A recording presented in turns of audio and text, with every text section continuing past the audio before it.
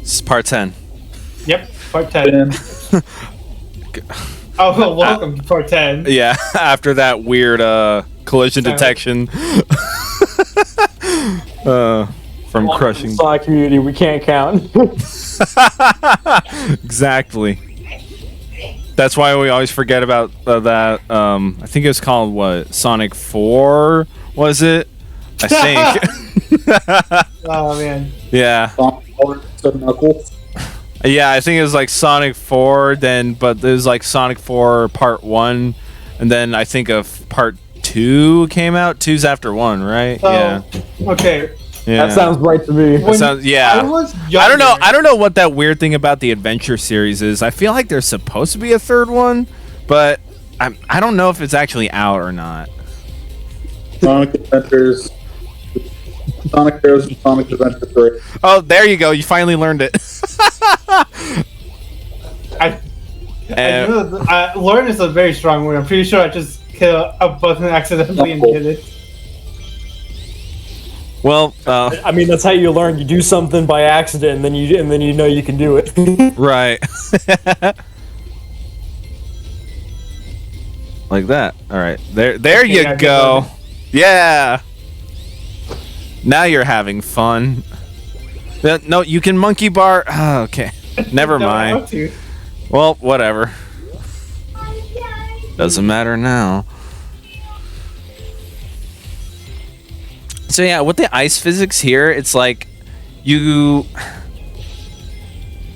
it's hard to describe. Fun in 3D, so, they're on 2D. I'm not gonna lie.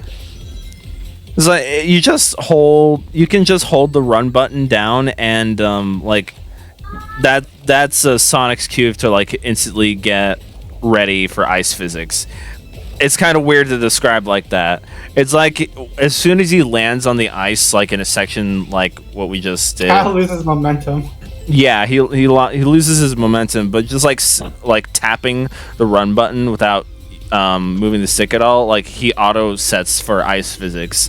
I don't know how that works or why that works, but essentially by doing that, once you finally do touch the analog stick, like he won't do that weird startup momentum when he first skates. He'll just instantly skate at top speed.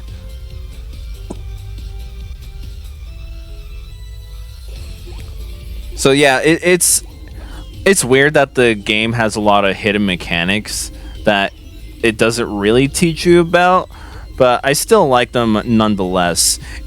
I guess it's kind of worse on the actual Wii U version because all the hints are taught to you on the gamepad, and again, your eyes aren't glued on the gamepad screen, so you wouldn't really know what's going on.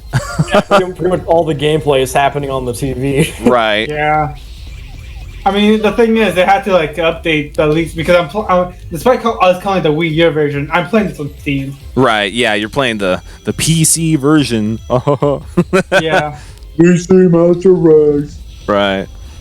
Man, that was a thing. What the hell? I don't know. I did not know that was something you could fail. Okay. I was getting with the flow as well. No flaws. I think I tried to jump this one. Oh, there we go. Oh yeah, don't do that. Wow. Yeah, I don't know. I just kind of go. I nearly fell down as well. Definitely. Really? Come on. This game has no physics. As I backtracked for the dash panel. There you go.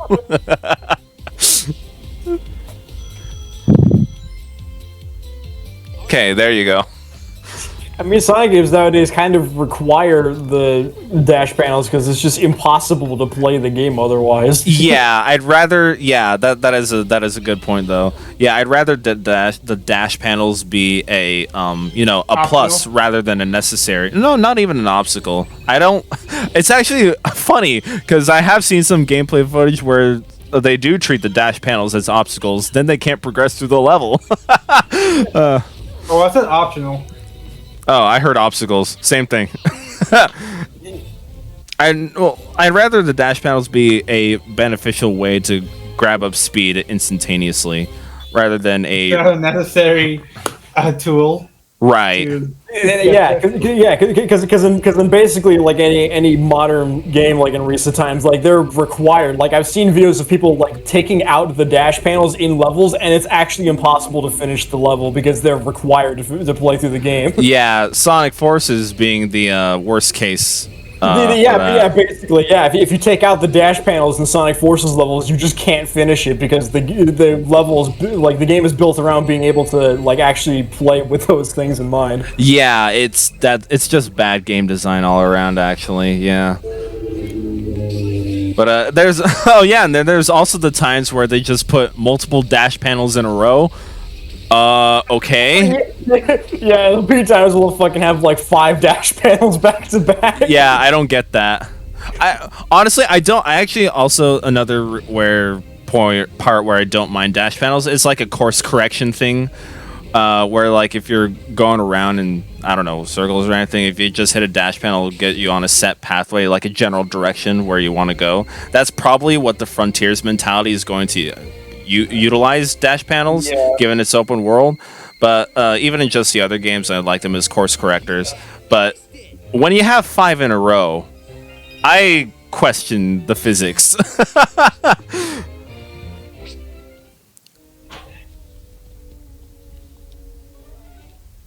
I'm getting tired of lugging your head around, pal. So I chucked you across the horizon. So turn into Olaf.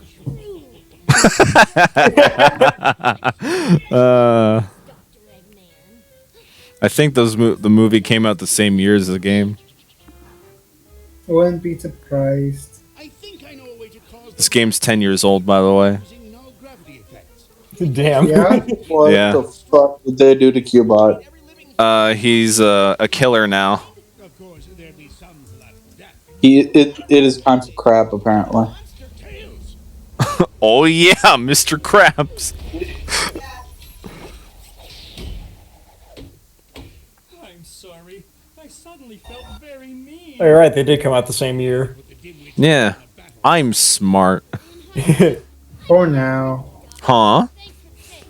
You heard me. Can you get off me now? I can't figure you out. One second you're contemplating genocide, and the next you're saving one of your worst enemies. I'm accomplished. Tails? You could have gotten yourself killed. I was just trying to help. Yeah. They treat Tails like a child. I mean, He is a child. Well, yeah. Yeah, you can be like 10. I think younger.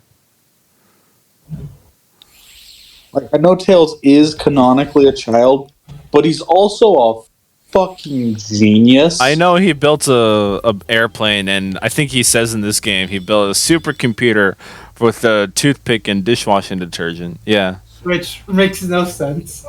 I buy it. He got the electricity through the detergent, and the toothpick. He just The interface. is the interface. It's the hardware and the software.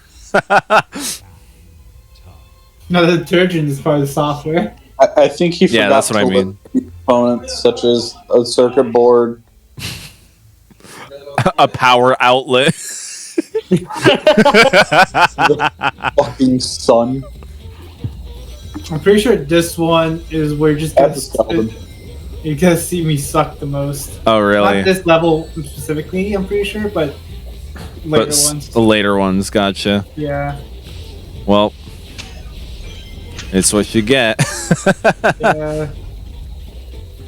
I mean, I was like sucking at this game pretty hard. The fucking Frozen World. Apparently, yeah. Now, I don't think the Frozen World is too bad in the Wii U version. I actually don't think any of the worlds are too bad in the Wii U version. They're playable, they're tolerable. I sometimes have fun in them.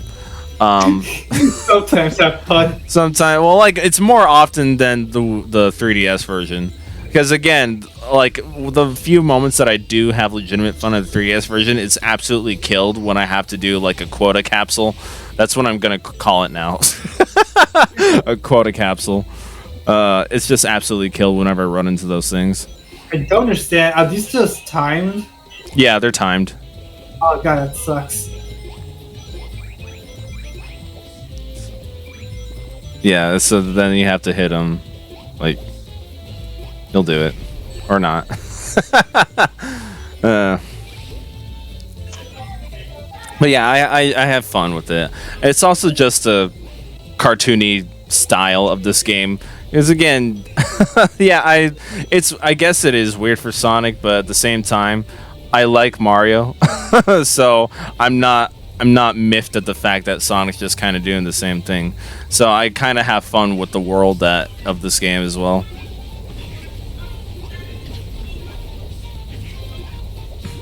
Go crocodile. Another bitch. I transformed into a werewolf, but there are no enemies to fight anymore. And I get a warhog. Eggman land.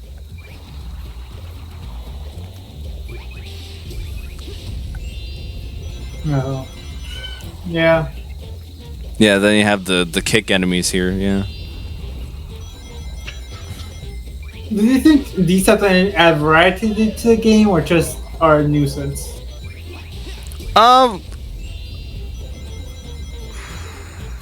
Now I'm thinking. Because they do give a more offensive options for Sonic just generally in this game, because you have the kick, but you also have the multi-lock on homing attack. And maneuverability maneuvers as well. I said that stupidly. Maneuverability maneuvers. Yep, that's the title of this one. That was video. Yep. Yeah, I think it was to give some variety to it, because I think you can use the kick on enemies that don't require it. And it's nothing new for games that require specific attacks for you to be able to defeat them. Yeah. Oops. Yeah. So, and the multi-lock on homing attack, I can find it beneficial. Okay, so here's my thing. I think a lot of the ideas that Lost World has, both versions, has a lot of potential, and it's not like the level design doesn't give potential for that. It sometimes can, but it's also underbaked at the same time. Because I don't really recall getting any usefulness out of the multi-lock on homing attack. That's the thing. I like the idea and concept, and I've used it quite frequently. I just can't recall if it ever helped me in any significant way, if that makes any sense. And fuck if I know what the wisps do.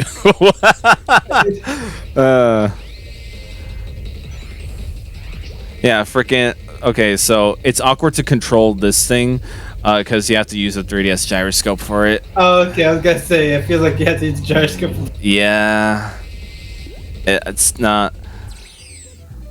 Using the gyroscope on a handheld console always feels awkward. If applied, it somewhat. So, I guess for handheld games or shooting mechanic games, I guess. I think Splatoon does this. Correct me if I'm wrong, Josh, but all three games have gyroscope function, right? Yeah. Yeah. Does that help when aiming? I mean, I think he said yes. No, my first question was, did they have them? Yeah. Yeah, they have gyroscope, and a lot of people will basically say that gyroscope is the objectively better way to play the game, because it's as close as you're gonna get to playing mouse and keyboard for a Yeah, that's the thing. Yeah, and it's more professional since that's a shooting game. I think it's more. Yeah, probably just the gyroscope just generally is more. It's better for shooter games than anything else. Yeah. The gyroscope is better for something like Splatoon, because how just generally you can kind of aim a lot faster and stuff, and there's certain things you can only do with gyro controls that you can't do with stick controls and stuff. Yeah. Like precision. Yeah. I So don't play with gyro controls though because I'm too used to stick controls, so I just can't get used to it. gotcha. So okay, cool, because I'm the opposite. That actually makes sense now because on my Steam Deck right now, I just recently purchased the very first Far Cry game because it's only available on Steam. Using gyro controls to. There are no gyro controls. That's my thing. Okay. Oh. Yeah. And it feels awkward to play it. Yeah, like because the it's way you on. play it. Because my mentality is like it's a handheld device. I think I'm playing the Switch when I'm playing my Steam Deck. That's not. That's not That's true. pretty fair. Yeah, I feel like I'm playing my Switch. So, and given that Far Cry is a first-person game, I want to like shoot bad guys with the gyroscope, but I can't. Does Steam Deck even have gyroscope? I don't think so. Game does. At least I haven't crossed a game that uses it. At least it does have like those makeshift touchpads. You know, resemble. Yeah, I do know about those. Yeah, they Yeah. have like Yeah, to resemble like laptops and stuff. And it works. It's good. But so I actually have to use the trackpads instead of the non-existent gyro controls to actually aim precisely.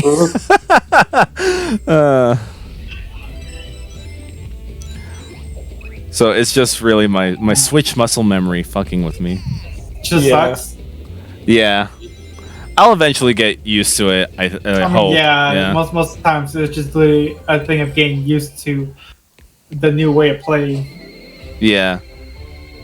And I still need to experiment with it a bit more because Far Cry 1 on it's primarily a mouse and keyboard game. There's no controller support for it. So playing it with Steam Deck is interesting to say the least. So I'm like trying to figure out all the different key binds that are designed with all the buttons, because essentially like space is A on the Steam Deck and stuff like that. Like WASD is the left stick. The right stick can be the mouse, but you can also use the trackpad, so that's neat. What did catch me off guard was the freaking buttons on the back, like where your middle and ring fingers rest. yeah. There are buttons there. They do the same things as the face buttons. So, okay. I would have figured because, you know, with the keyboard you have a lot more buttons than your standard gamepad. So I would have figured those would have been like separate keys that are not the face buttons, but nope, I have two separate jump buttons. Okay. I mean, it's probably just in general. Like, there's like even now there still aren't really a whole lot of controller types that have back buttons like that, so people aren't really used to them yet. Yeah, that's a fair point actually. So, and it's also like the Steam Deck also has like a database of all their games saying like these games are the best compatible for Steam Deck, and these games are somewhat compatible. They just have some weird button layouts because we can't mess with them like that. Dog. Yeah.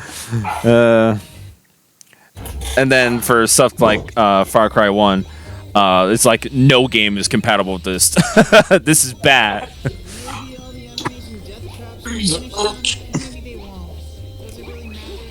So I guess it's a thing that they still have to work on. I don't know, maybe if their goal is to like make sure every game available on Steam is compatible with the Steam Deck. That's gonna take that's gonna take a long time.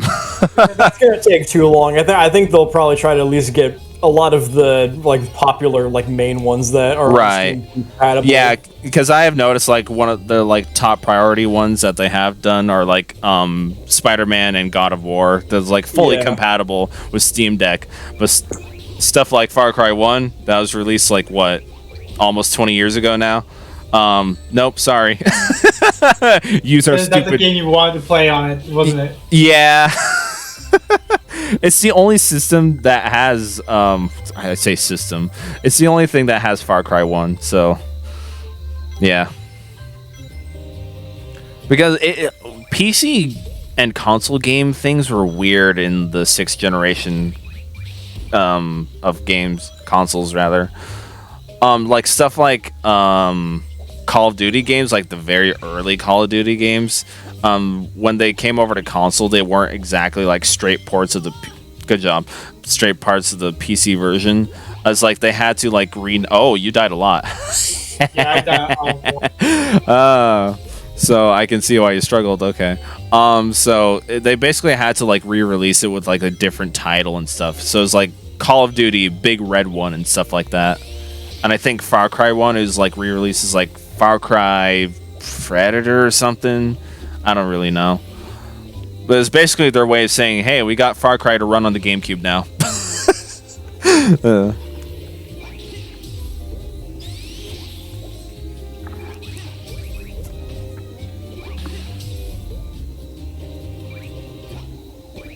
You can do it.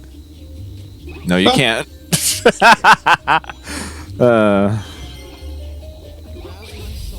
Ouch. You can do it, Carlos. You can do it. All right, so tell me about Rhythm on the Steam. I don't know how it would play on Wii U, so it just feels a bit awkward. On Wii U, you use the touchpad to touch the music notes that are put in front of you. It was a bit awkward. I will say that. So, like, is it just like you pressing A and Yes. something happens? Yes, and you jump basically. You jump, and that's it. Okay. That's from why I understood it. Okay. Yeah. You can definitely tell when they ported this over to the PC, they did not. The Wisps didn't have traditional controls in mind. Yeah. So, like, this is so weird. Like, What is with okay. the bird? Why owl? Because it's nighttime. Yeah. Okay, but why is it glowing eyes? Because it's a stealth section. Damn it. God, That was the end. and that's the end of it. We began with a death and we ended with a death. Yeah,